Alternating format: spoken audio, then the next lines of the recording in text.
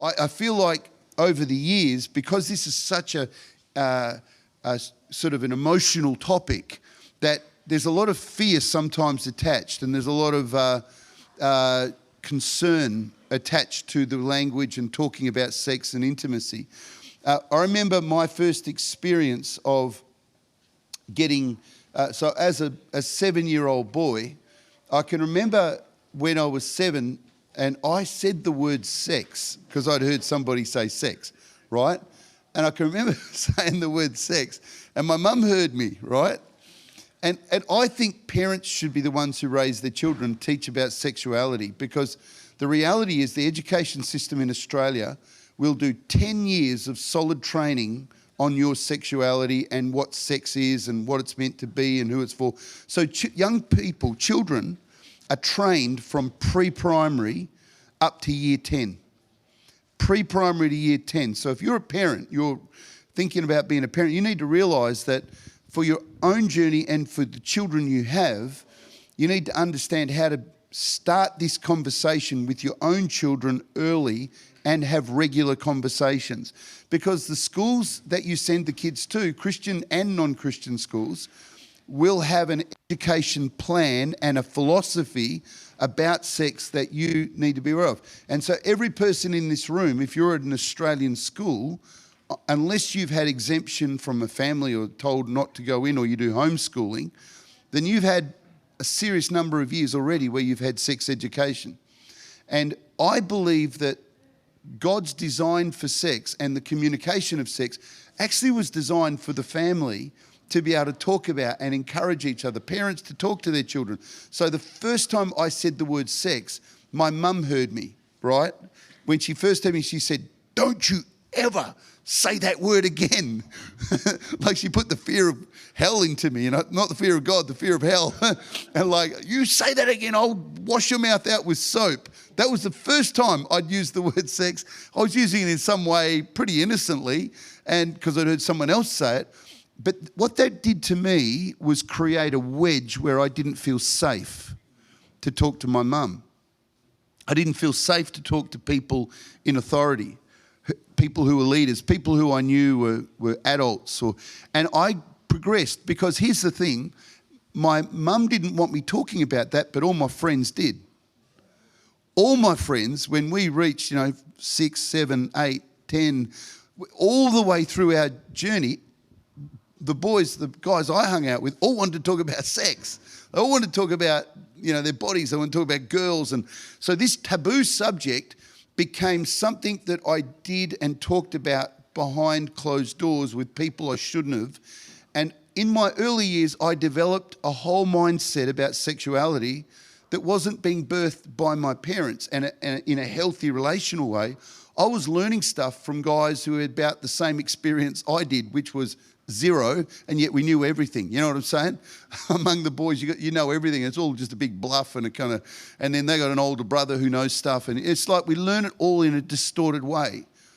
I believe that the church, we as sons and daughters of God, should learn about sexuality in a way that's awesome, and because you were made as a sexual being, and it shouldn't be a secret. It shouldn't be something you have to be embarrassed about or hide. You are a sexually wired person by God. It was God who gave you your sexuality, but you got to learn how to handle it. And he also talks to you about how to work with it, how to navigate it, so that you have the best sense of health in your sexuality, more than the world gives, more than any system or promises out there. If you will follow the word of God, you can find yourself and live an amazing life. And I'm so thankful to what God's done in my life, and to say, Sue and I are nearly 40 years married. Next year, we're 40 years married. We are more in love with each other now than we were in our first year of marriage. I tell you that truthfully, that our marriage has gone through some amazing lows in our early years, but God, as he has helped us and taught us what love is and how to love each other, we've just continued to grow. And I don't take any of the credit for that. I just give all the glory to God.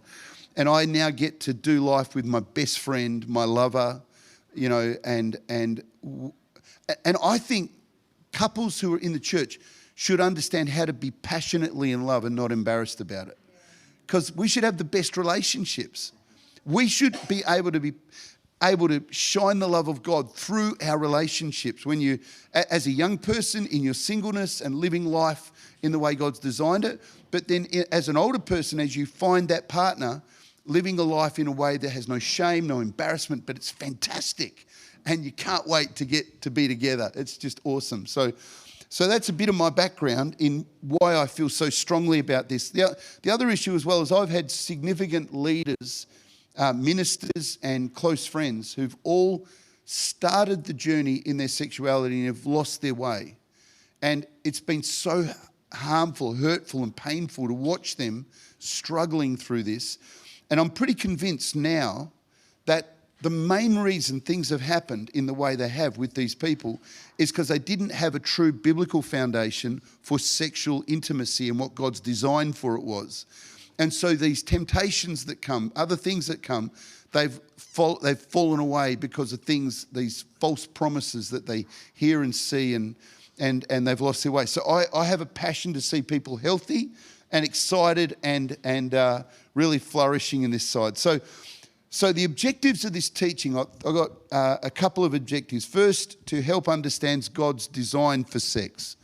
Why did he make us sexual beings? You're like, what's the point? And then secondly, to teach the context of the best sex. How to have the most fantastic sexual life and intimacy. And thirdly, to teach how to prepare for a great sexual life with a future spouse. How to prepare for an amazing, intimate life with a future spouse. And I think as you get older and as you mature, some people are called to singleness. Some people are called to singleness, and that's beautiful. But most of us are probably going to be called to a relationship. And so the dynamics of your friendships and all that change as you start to draw towards that one person and start to build a life together. So let me begin. God created human beings in his image with the capacity and the desire for relationship with others. We know that. We all want to belong. We want to feel loved and accepted. So personal relationships form the basis of every society. Personal relationships form the basis of every society in which we grow and form our sense of personal identities and values. Personal relationships, intimate relationships, whether it's family, friendships, and most of all in our marriage as adults, as we mature and grow. When a couple begin to engage sexually in their relationship, it changes the relationship forever. It changes the nature of that relationship.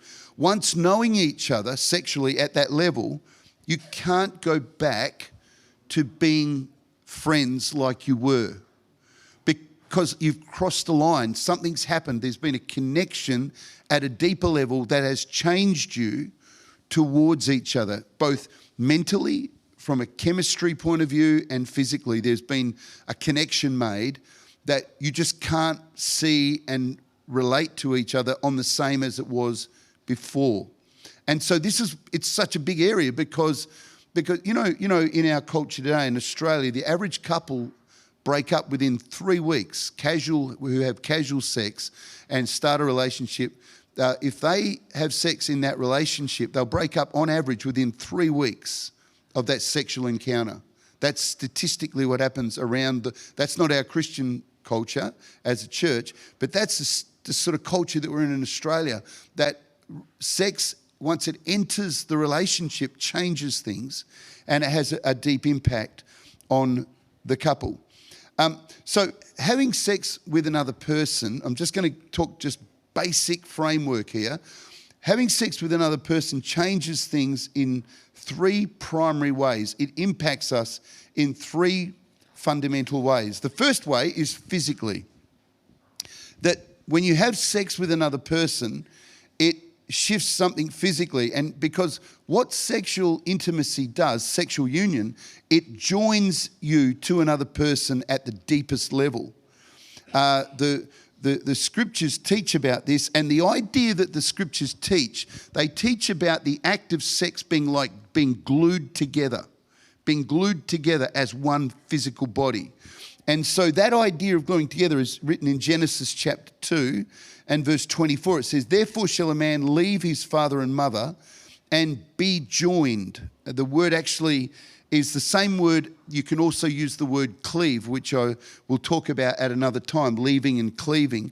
This word be joined is a physical application and also can be used in an emotional and spiritual application. But the primary concept here is that they be joined and leave his father and mother, be joined to his wife, and they shall become one flesh. You can see this picture here of this board. This is marine ply. And marine ply is a type of wood that has layers of wood that are compressed together with glue, and each layer is glued together. And once those layers are glued, they form this amazing wood that you can use in wet, on boats, like in wet areas. And it's just a very, very durable type of wood that actually is resistant to water penetration and so on. And when the Bible talks about being joined, the idea of the joining, it's meant to be a joining like that. In other words, it's not meant to be joined and then separated. Because what happens with this wood, I don't have the picture, but if you try and separate marine ply, once it's been joined, what it does is it splinters. You can never quite get it back. It splinters and breaks. You can't just separate it once it's been glued. And you know, when I talk to young people in this area and talk about it, because I'm not telling people off and tell them don't do this and don't do that. What breaks my heart, though, is when young people have engaged in a sexual relationship and there's been no genuine commitment or framework around that, and the heartache and the feeling of loss that these young women and young guys experience because they've jumped into something and they've allowed themselves, without any covenant framework, they've allowed themselves, and they're still splintered. They're now terrified to go into another relationship. They've been deeply connected and they thought this was something that would last. And, 3 weeks later, it's all over. And now I feel so lost and empty. And what our culture does, couples and singles go through this cycle of this, where people, not just one partner, but then they have another partner and another. And people go into, by the time they get to a marriage, they're actually fractured internally. And it depletes the capacity of the individual to bond deeply, because every time you tear this apart, it weakens the framework, and you glue it again, but it weakens it, glue it again. And so the idea here is that when something is glued in the way that Genesis speaks about, the gluing is designed to be a permanent constant, and it maintains its strongest point of connection. Does that make sense? And so when we talk about this, first of all, we are glued physically. But second of all, the second thing sex does is in the area of our emotionality, our emotions, sex bonds us emotionally. Sex bonds me with the feelings of attachment to another person on a whole deeper emotional level. So not only am I glued physically, but now I'm bonded emotionally. And the reason we're bonded to a person is because of this hormone in our body that men at a lesser extent and women at a much more extent have this hormone released in their body called oxytocin. And oxytocin is kind of called the love drug. It's like this hormone, this chemical in our system that when a person is engaged sexually with their partner in a sexual relationship, oxytocin is released, and it gives a kind of an idealistic sense of euphoria about the relationship. In other words, it's like a distortion of that this is better than it actually really is. It gives you that high, and that's why sex can be addictive. Sex is addictive in our culture because people now use it for the pursuit of pleasure rather than the building of relationships and the strengthening of their relationships. So there's a whole discussion. So oxytocin is a really powerful drug, and that drug, when a couple are engaging in that, they have this euphoria and so you're bonded to that person in a higher level. But then the third area, number one, physically, secondly, emotionally, but the third, you are connected spiritually.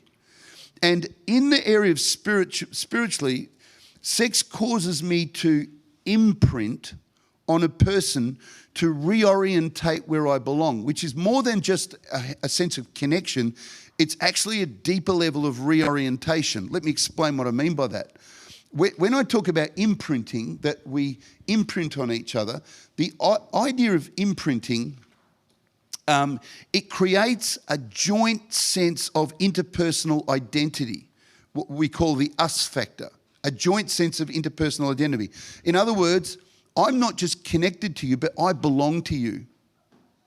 I am part of you. You belong to me. That's what sex does. It's similar to a child growing up in a family. No, I belong to my family. I don't feel like I just am in the family. No, I belong. These are my parents. In a sense, they own me, but they don't own me. You know what I'm saying? I belong to this family. I have a sense of deep interpersonal identity as a part of this family. When a couple have intimate sex, you shift your orientation and sense of identity from that original family, and it shifts you to see that this person I'm now connected to now is my deepest sense of family. It's amazing. And so what it does, it's designed to help you make the step from the relationships you have into this new relationship to see yourselves as one, as an entity. You understand? And it's beautiful. It's beautiful that in the design of God, how he created it, and it's so powerful. In fact, it's for thousands of years, this has been the case. Probably, I don't know how long ago Solomon lived, a couple of 2,500, 3,000 years ago. King Solomon wrote this in the Song of Solomon, chapter 2, verse 16. He said, "My beloved is mine, and I," this is the Shulamite woman in the Song of Solomon, "My beloved is mine, and I am his." That's actually not about control. It's not about control of ownership. It's my heart belongs to him. He is mine, and I am his. So there's this imprinting has taken place. You understand what I'm saying? In Song of Solomon, chapter 6, verse 3, again, it says, "I am my beloved's, and my beloved is mine." There has been a transference, an imprinting. Let me give you an example. Let's get back to real. Tell me how it works. There's this thing called the baby duck syndrome. The baby duck syndrome. And the idea of the baby duck syndrome is this. When baby ducks are hatched, when they're in their little eggs, if mum takes off and goes down the road, you know, mother duck went quack, quack, quack and took off, and then all the baby ducks woke up or hatched out of the egg, and Rover was there. Rover is your pet Labrador dog, right? And Rover just happens to be laying there next to all the baby ducks when they're hatching out of the eggs. What happens is, I don't know if you can bring that up, but what happens is Rover will have 7 or 8 baby ducks following him around no matter where he goes, what he does, because that's our mama. That is our mama, because what they set their eyes on in that first instance of life becomes imprinted in their brain that this is our origin, this is our family, this is, you understand, it's called the baby duck syndrome. Everyone say baby duck syndrome. Everyone go quack, quack. You remember this. You talk about that pastor who was just a quack. He used to tell us about sex. Anyway, the baby duck syndrome. And it'll follow those dogs around, that dog around. It'll feel like that's its mum. And they will just blindly, because they feel this sense of imprinting identity. Same with when a baby is born. And the imprint of the mother's face, the smell and the touch of the mother, the newborn imprints on that. It's a miracle. I've watched my wife 4 times with our children, and I've seen her raise our little ones, and the sense of imprint of those children on her, more than me, even though, you know, I was very connected and committed to loving and being with the kids.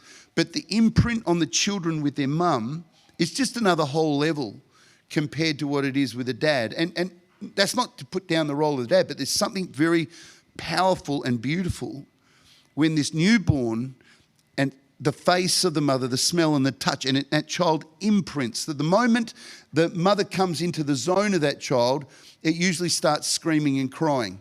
And because it wants milk, it knows dinner's here, baby. It doesn't just get happy. But that sense of identity and connection is the same. It's the same idea. So sex with another person impacts us three ways. First of all, physically, it glues us. Second of all, emotionally, it bonds us. And thirdly, spiritually, it imprints us together and it makes a change. This is why 1 Corinthians chapter 6, verses 16 to 20, Message Bible says, there's more to sex than mere skin on skin. Sex is as much a spiritual mystery as a physical fact. As written in the scripture, the two become one.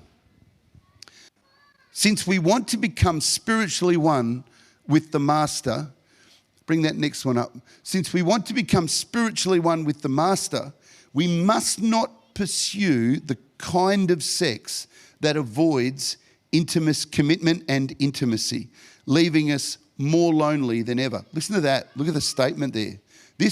We have a pandemic in our nation of people who are lonely, who are having sex regularly. I see that in certain marriages, and I see that with couples who are just hooking up. I see that with people that are using each other and desperate for love. And we have an epidemic of loneliness in our culture because we're using sex for the wrong reason and we misunderstand its power and its purpose. We must not pursue the kind of sex that avoids commitment and intimacy, leaving us more lonely than ever. The kind of sex that can never be won.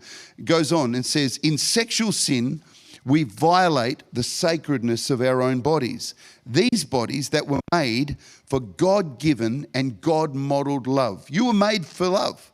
You were made for sex.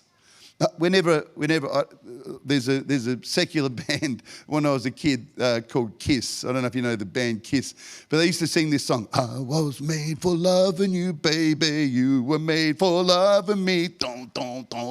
You know, and I remember that song, but I thought, actually, that's biblical.